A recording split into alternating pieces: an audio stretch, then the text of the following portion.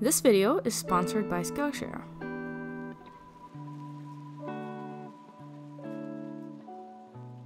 Hey you guys, I hope everyone is doing good. Welcome back to my channel.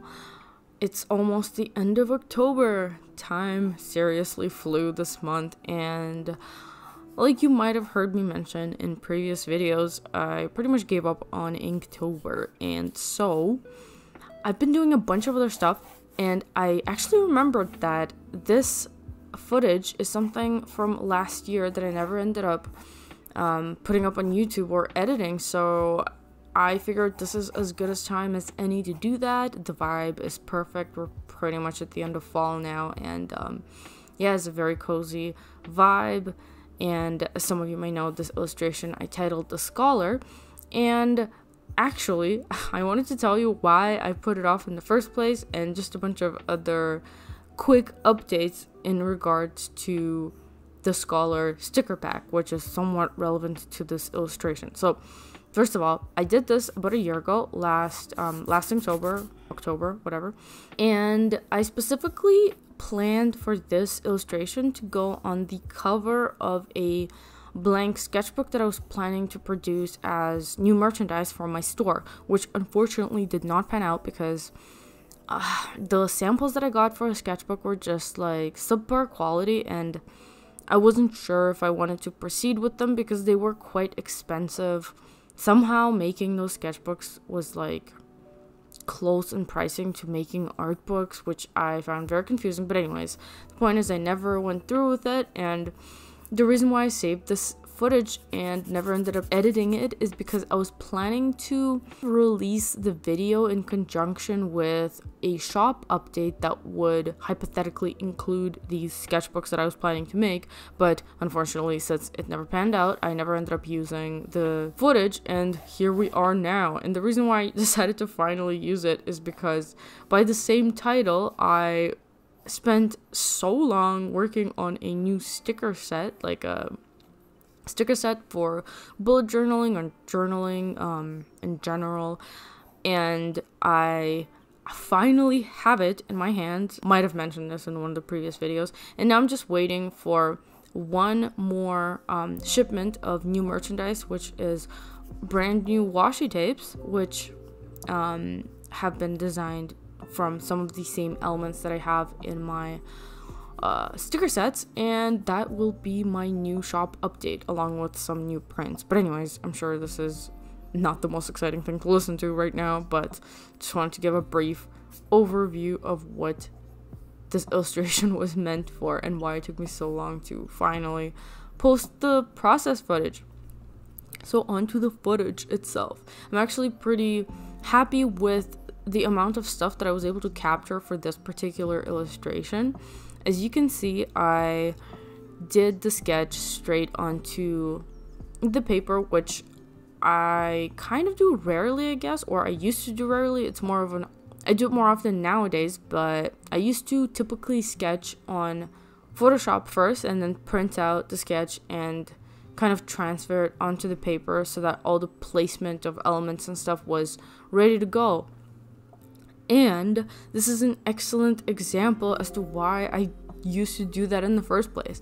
As you can see, if you've been watching the video, I erased things like a million times in this drawing. And that's not something that I do very often, but for some reason, this particular piece was giving me so much trouble, and I had to erase a bunch of stuff over and over and over again. I swear to God, I lost count of how many times I redrew the feet in this sketch. It's kind of ridiculous, the feet and the legs, and that's something I kind of wanted to tell you guys about. And as you can see, there's a part of this footage that I just sped up just to show you guys without cutting out any parts, like how often I would draw something and then erase it and draw it over again, erase it, draw something else, erase it, and etc. So basically, something I wanted to talk about was the fact that the sketch struggle and me persevering, even though I was on the verge of giving up because it was so annoying to have to erase stuff so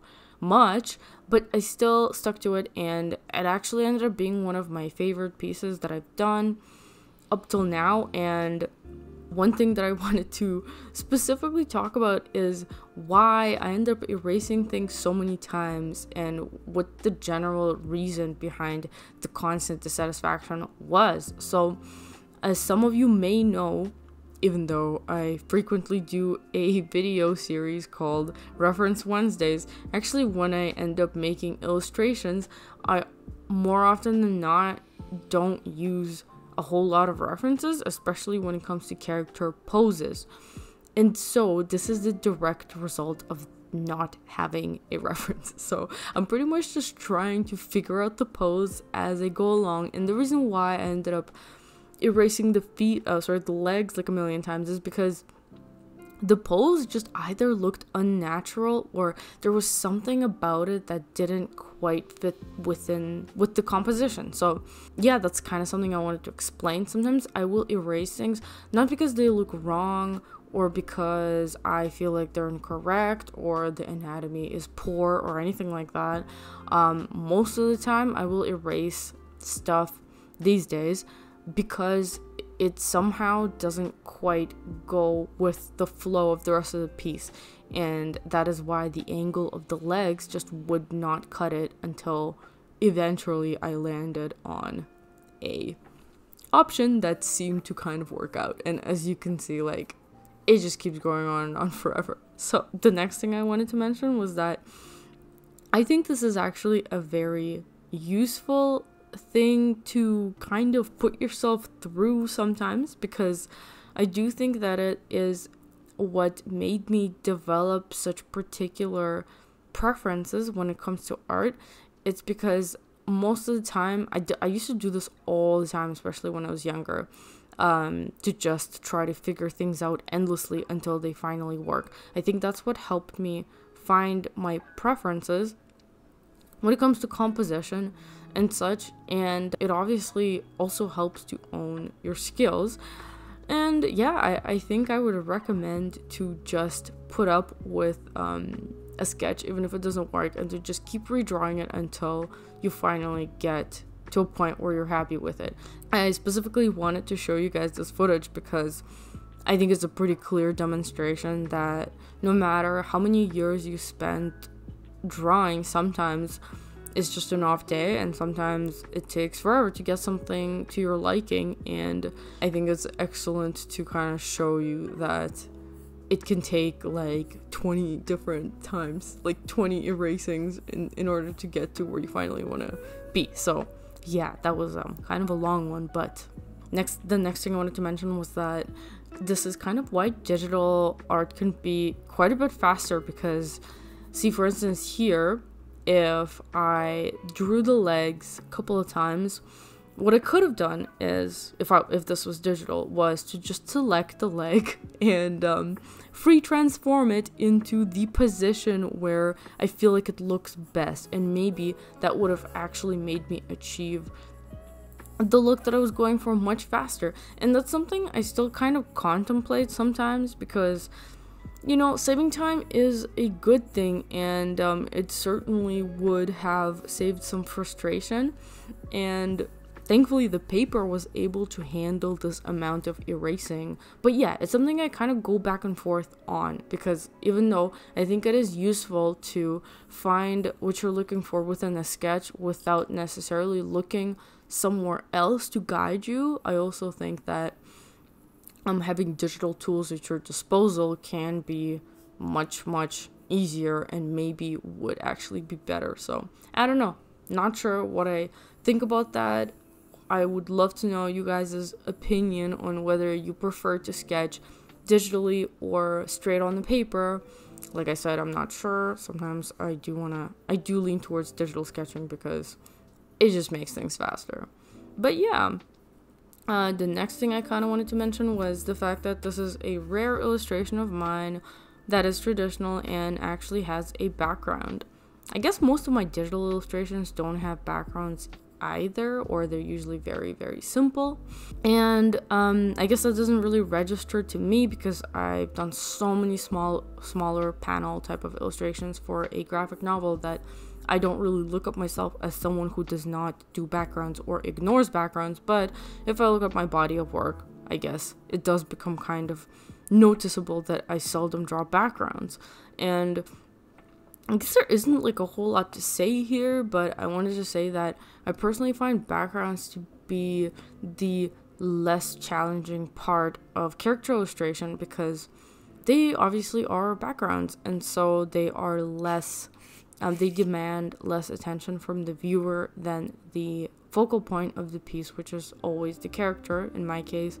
And so I typically kind of approach them simply, and by simply I mean I don't linger too much on figuring out how to draw everything correctly, and just kind of go with the flow and put in just enough details that I deem is appropriate for the complexity of the piece. So like for instance, in this case, I was really going for the antique look.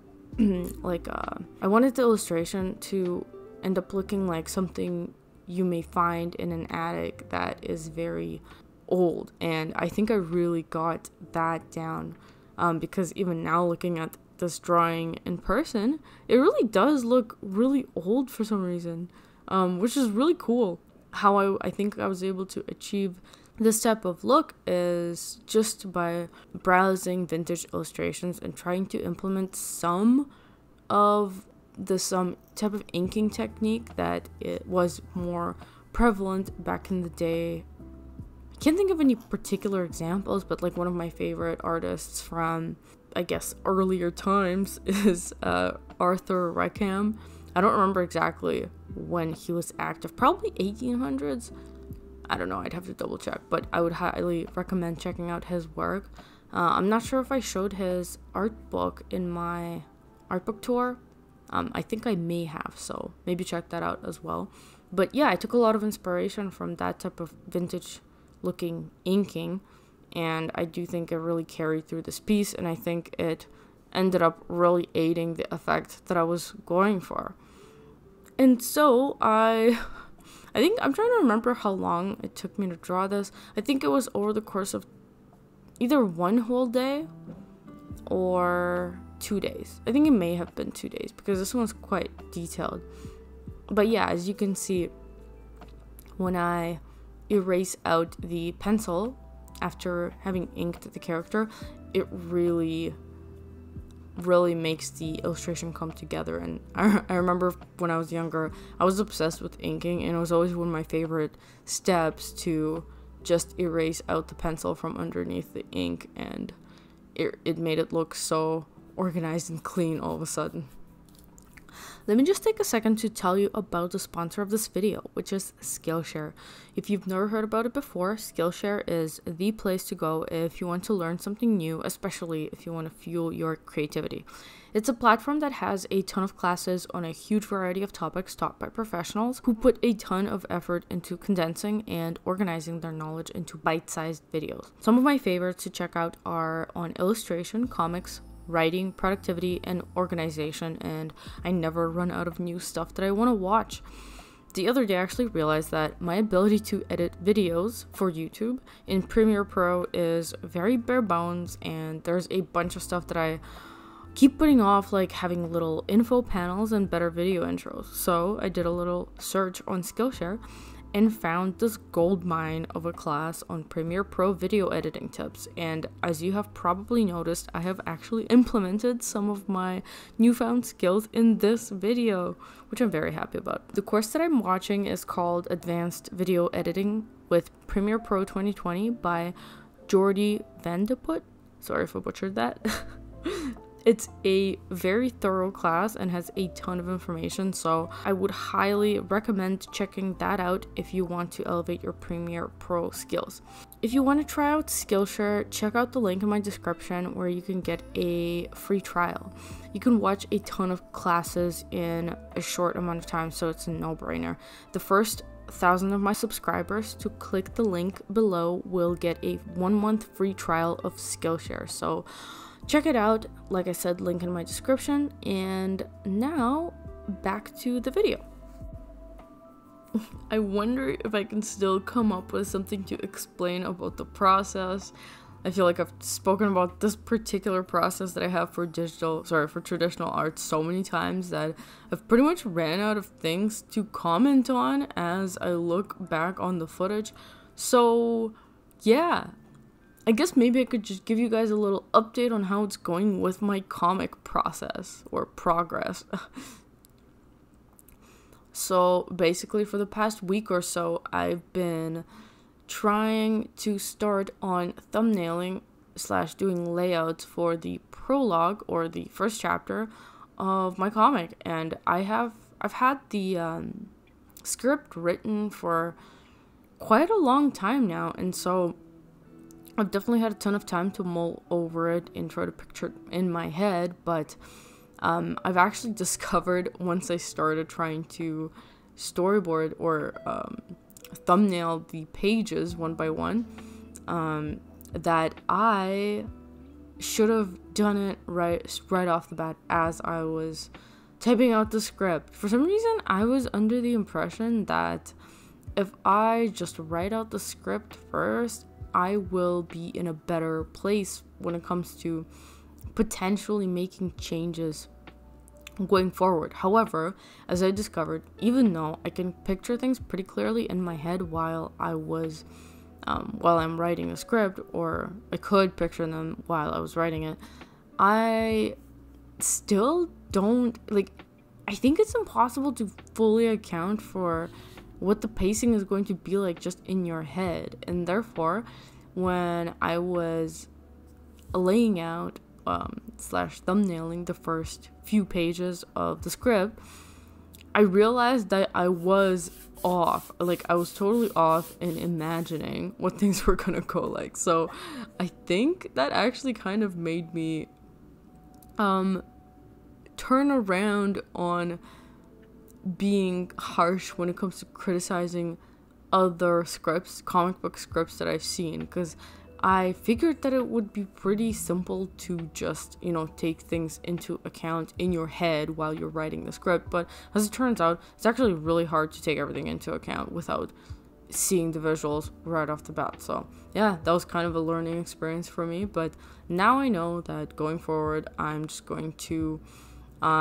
do the thumbnails and the script simultaneously when I finish doing all the thumbnails up to date. So far I've written about 3 chapters, and it's actually going to be quite a bit of work, but that's okay. I think that's the first mistake that I am learning from, and yeah, that's pretty exciting. I guess there's always something new to learn when it comes to comics, and I'm really, really excited to be jumping back into it at last after having been putting it off for so long.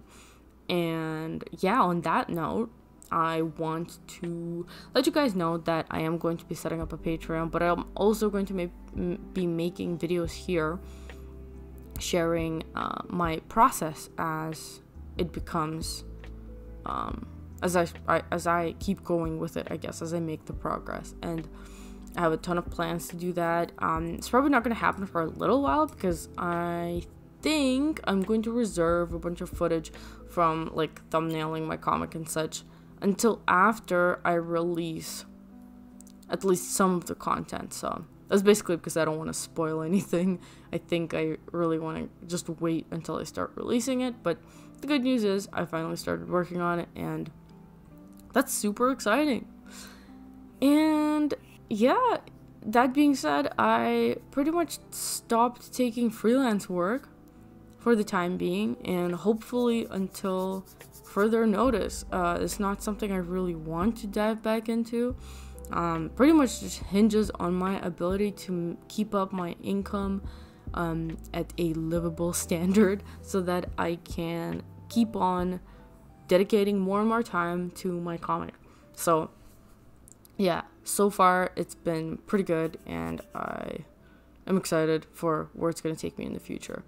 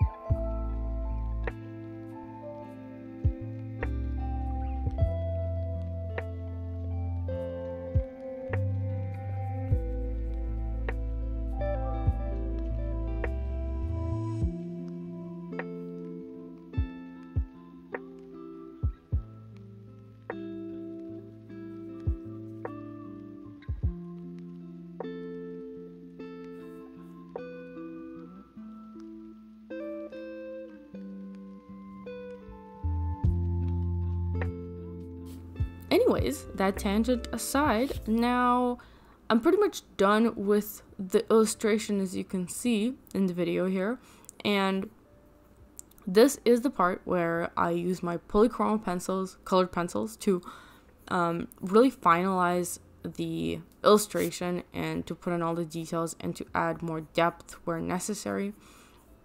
So typically I will mostly use darker pencils to add more detail into the shadows, but as you can see in this case, I used some light pencils as well to create a glowing effect around the little moths or butterflies and the light source here.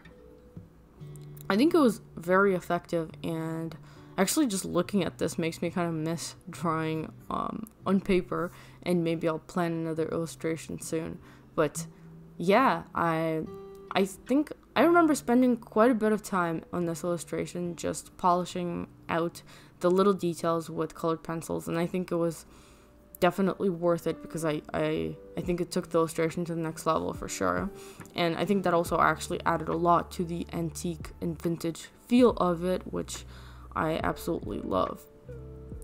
And as you can see, I actually used a blue pencil, which might be surprising, but I thought that the overall illustration obviously has a very warm tone, and it's mostly analogous colors, and I thought it's 100% analogous colors, so I thought that it could use a pop of something contrasting, like a cool tone, and that's what made me take this blue pencil and introduce a little bit of cool, almost fog-like, atmospheric details near the bottom of the piece.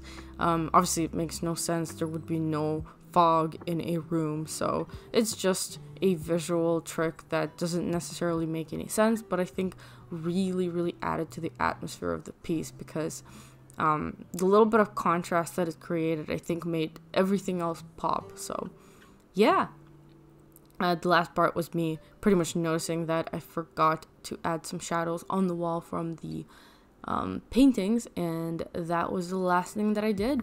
And at that point I pretty much called it done. It's pretty cool too, because I think it's the only thing I've ever drawn where I've covered the entire surface of the paper.